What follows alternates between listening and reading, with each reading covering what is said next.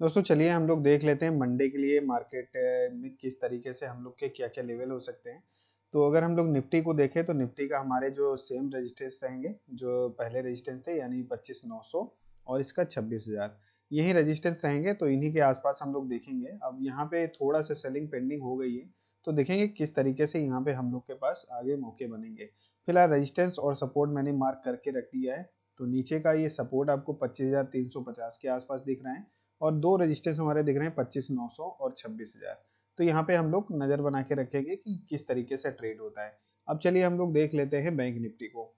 तो bank Nifty में हमारे पास क्या क्या लेवल है, तो बैंक निफ्टी के हमने सारे रजिस्टेंस और ये मार्क करके रखे।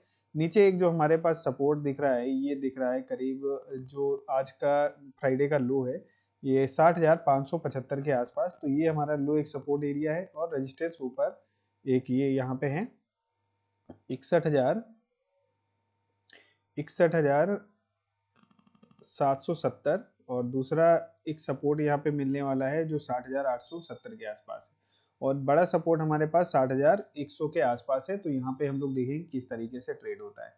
अब चलिए हम लोग बात कर लेते हैं मंडे के लिए कुछ स्टॉक्स। तो पहला स्टॉक्स हमारा है ये एसएमएस फार्मा। अगर एसएमएस फार्मा को मैं थोड़ा सा और इसे जूम करके आपको दिखाता हूँ वीकली टाइम फ्रेम का, तो यहाँ पे एक अच्छा रेजिस्टेंस आपको देखने को मिलेगा ये यहाँ पे। तो ये फर्स्ट टाइम यहाँ पे आ रहा है, तो फर्स्ट टाइम हम लोग यहाँ पे प्लान कर सकते हैं ट्रेड के लिए, क्योंकि ये आ रहा है 2024 के बाद। तो यहाँ पे जब आएगा तो हमको एक अच्छा ट्रेड मिल सकता है इंट्राडे में।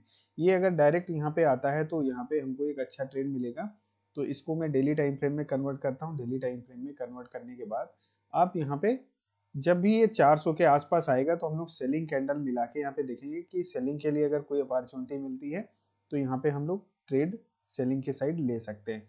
अगर डायरेक्ट ब्रेकआउट मिलता है तो हम लोग रिटेस्ट पे इंटरडे में बाई करेंगे, अदरवाइज सेलिंग के लिए हम लोग प्लान करेंगे अगर सेलिंग कैंडल के साथ अगर कोई ट्रेड हमको मिलता है।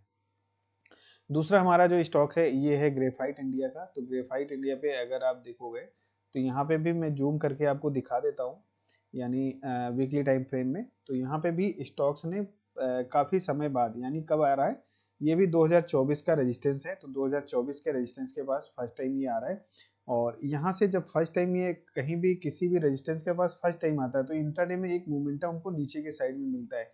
बस उसी मोमेंटम को हम लोग कैच करने की कोशिश करेंगे कि किस तरीके से आपको ट्रेड यहाँ पे मिल सकता है।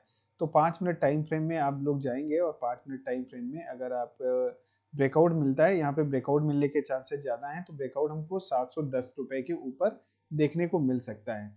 तो आप लोग ये दो स्टॉक अपना नज़र में बना के रखिएगा मंडे के लिए।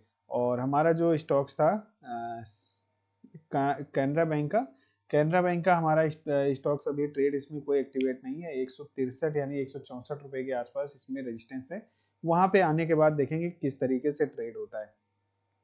तीसरा एक स्टॉक्स है हमारे पास ये भारत फोर्ज का। इसका भी रेजिस्टेंस हमारे पास 1800 का है और बहुत अच्छा रेजिस्टेंस है। तो फर्स्ट टाइम देखो यहाँ पे जैसे मैंने ये ट्रेड शेयर किया था आप लोग के साथ में, तो यहाँ पे अगर ब्रेकआउट मिलता है तो यहाँ पे हमको एक ट्रेड और अच्छा मिलेगा, इंट्राडे में मिल सकता है। क्योंकि इस तरीके का जब भी डाउन आता है उसके बाद फर्स्ट टाइम जब आता है तो वहां से हमको एक सेलिंग कैंडल मिलती है। तो जो सेलिंग कैंडल मिलती है उसी में हम लोग यहाँ पे ट्रेड अच्छा ले सकते हैं। तो मैंने जो स्टॉक्स आप लोग के साथ में डिस्कस किया, तो आप लोग यहाँ पे देख सकते हो, यहाँ पे अच्छा मोमेंटम लोग को इंट्राडे में मिल सकता है। तो आप अगर आपको ऐसे ही एनालिसिस चाहिए तो आप लोग हमारे यूट्यूब चैनल को जरूर सब्सक्राइब करें। Thank you.